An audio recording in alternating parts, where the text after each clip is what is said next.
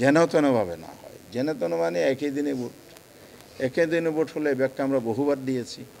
একই দিনে ভোট মানে হচ্ছে আপনার ভোটে যদি কোনো গণ্ডগোল হয় হবে না, আপনি নিশ্চয়তা দিতে পারবেন না, যেহেতু প্রার্থীদের প্রতিদ্বন্দ্বিতা, দলের প্রতিদ্বন্দ্বিতা থাকে।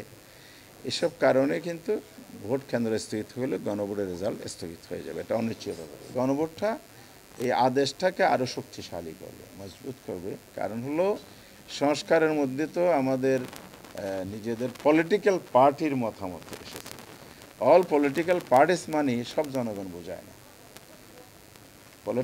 পলিটিক্যাল পার্টির বাইরে তো জনপ্রতিনিধিত্বের জায়গা আছে, এই জন্য তো স্বতন্ত্র প্রার্থী হয়। জনগণ সেখানেও ভোট দেয়, তাদেরকে তো প্রতিনিধি বানায়। তাহলে সব জনগণ এটা বোঝায় না। তাহলে সেই জন্য কী হবে, গণভোট হলে সব জনগণের অংশগ্রহণের ভিত্তিতে এই আদেশটা অনুমোদন হবে এবং এটা রাষ্ট্রীয় দলিল হবে। সেটা পরবর্তী সময়ে কার্যকর হলে বাংলাদেশ নতুন পথে যাত্রা শুরু করতে পারবে। আগামীর বাংলাদেশের যে স্বপ্ন সেটা পূর্ণ হবে। সেক্ষেত্রে আমরা বলেছি এটা যেন যথার্থভাবে হয়, যেন তেনভাবে না হয়। যেন তেন মানে একই দিনে ভোট। একই দিনে ভোট হলে ব্যাখ্যা আমরা বহুবার দিয়েছি। একই দিনে ভোট মানে হচ্ছে আপনার ভোটে যদি কোনো গণ্ডগোল হয় হবে না, আপনি নিশ্চয়তা দিতে পারবেন না, যেহেতু প্রার্থীদের প্রতিদ্বন্দ্বিতা, দলের প্রতিদ্বন্দ্বিতা থাকে। এসব কারণে কিন্তু ভোট কেন্দ্র স্থগিত হলে গণভোটের রেজাল্ট স্থগিত হয়ে যাবে, এটা অনিশ্চিত হবে। সেকেন্ড থিং হচ্ছে মানুষের অ্যাটেনশনটা থাকবে হলো যার যার প্রার্থীর যার যার প্রতীকের নির্বাচন, দলকে নির্বাচিত করার জন্য। তাহলে গণভোটটা তখন ইগনোরেবল হয়ে যাবে, গৌণ হয়ে যাবে। সেক্ষেত্রে গণভোটের ভোট পড়বে কম। তখন যদি বলা যায় যে এত কম ভোট দিয়ে গণভোট হয়েছে সুতরাং জনগণ জেলায়ন চায় না, না বাহানা তো আমাদের দেশে আছে, কনস্পিরেসি আছে। সুতরাং এক ফাতানো ফাঁদে আমাদের পা দেওয়ার সুযোগ নেই। পৃথক ডেটে যদি নির্বাচনের আগে এনি ডে সরকার যদি এটা অ্যারেঞ্জমেন্ট করে ইলেকশন কমিশনকে বলে দেয়, আমরা এটাও আজকে ইলেকশন কমিশনে এনেছি, ওনারা হলে গভর্নমেন্ট যদি বলে তাহলে অবশ্যই গভর্নমেন্টের নির্দেশনা অনুযায়ী আমরা সেটা বাস্তবায়ন করতে প্রস্তুত আছি, আমরা করব।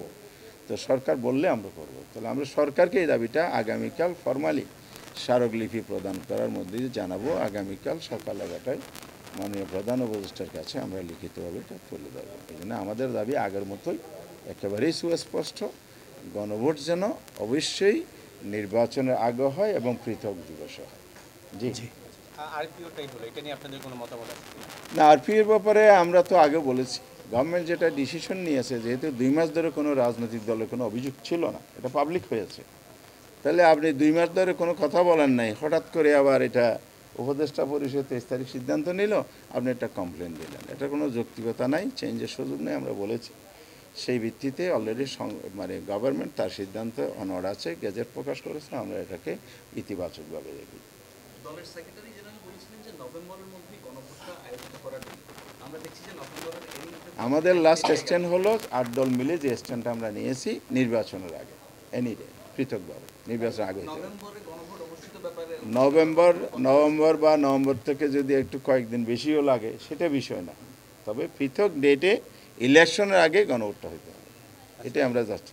কালকে স্মারকলিপি কি আপনারা একাই দিবেন নাকি 8 দল মিলে? মানে জোটের বিষয় কি আপনারা কি ভাবছেন? আমরা বারবার যে কথাটা বলে আসছি, আমরা 8টি দল একত্রিত হয়েছি সংস্কার এবং আগামী নির্বাচনের একটি সুন্দর পরিবেশ এবং নির্বাচনী আইন সংস্কারও এর মধ্যে আছে। আলটিমেট হচ্ছে আমরা কি চাই, মানুষের ভোটাধিকার নিশ্চিত করতে চাই, দেশে সুন্দর একটি নির্বাচন হোক, এটি চাই। সেই জায়গায় কিন্তু আমরা ধাপে ধাপে কর্মসূচি এগিয়েছি। এখনও 11 তারিখে আমাদের একটা বড় সমাবেশ রাজধানীতে আছে, 6 তারিখ যেমন আগামীকাল স্মারকলিপি আছে, 11 তারিখে আমরা একটা বড় সমাবেশ করব এবং আমরা দাবি আদায় না হবে যেন আন্দোলন চালিয়ে যাব। এক প্ল্যাটফর্মে এসে আমরা আন্দোলনটা কর্মসূচি পালন ভিন্ন হলো, ঘোষণাটা এক প্ল্যাটফর্মে আমরা করছি।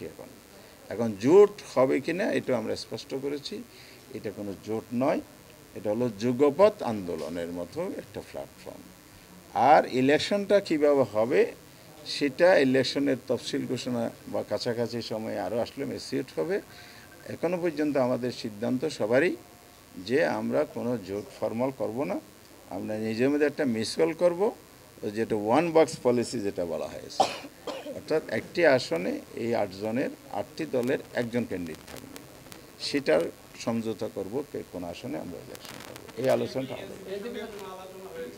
এটা আমাদের শুধু ইসলামী দল নয়, বাংলাদেশে আরও দেশপ্রেমিক বিভিন্ন দল আছে, সব দলের সাথেই আমাদের যোগাযোগ সম্পর্ক আছে, যারা আমাদের এই দাবি দাওয়া সাথে ফেয়ার ইলেকশন সিনসিয়ারলি চায়, দেশ এগিয়ে যাক চায়, সংস্কার হোক চায়, তাদের সবার সাথে আমাদের যোগাযোগ আছে।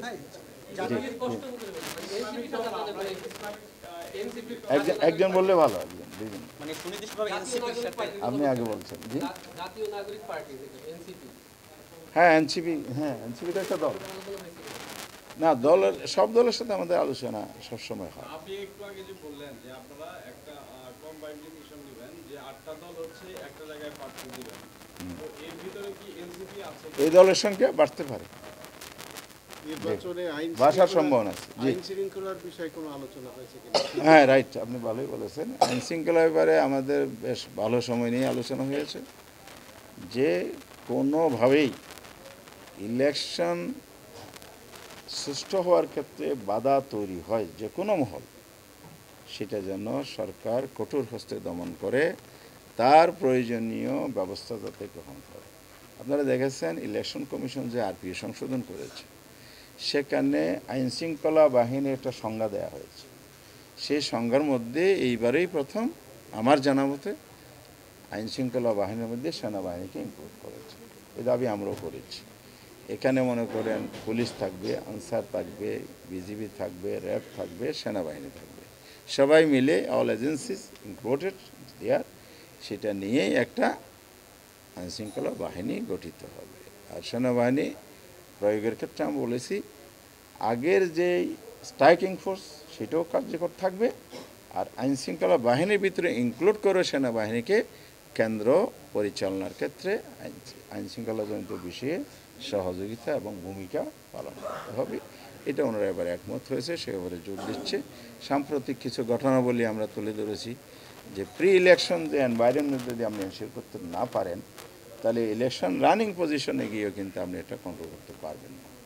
সেই জন্য দেশের বিভিন্ন জায়গায় যে আইনশৃঙ্খলাজনিত পরিস্থিতি নানাভাবে বিঘ্নিত হচ্ছে, এটার প্রতিও জন্য election commission to the government এটা ভূমিকা রাখবে। এটা ভাই এই বিষয়টা যদি ক্লিয়ার করতে, এনসিপি আপনাদের কাছে কতটি আসন চেয়েছে? ভাই আমি তো আগেই বলেছি, আমরা আলোচনা সুনির্দিষ্ট আসনে আলোচনাটা এখনো শুরু করিনি। সেটা এনসিপি হোক আর একটা হোক, আমরা এখন আন্দোলন এবং ডায়লগ দুইটাই চালিয়ে যাচ্ছি। ইলেকশনের মৌলিক বিষয়গুলো সেটেল হলে আমরা আসন বিন্যাসের বিষয়। আজাদ ভাই, ছোট একটা বিষয় জানতে চাচ্ছিলাম।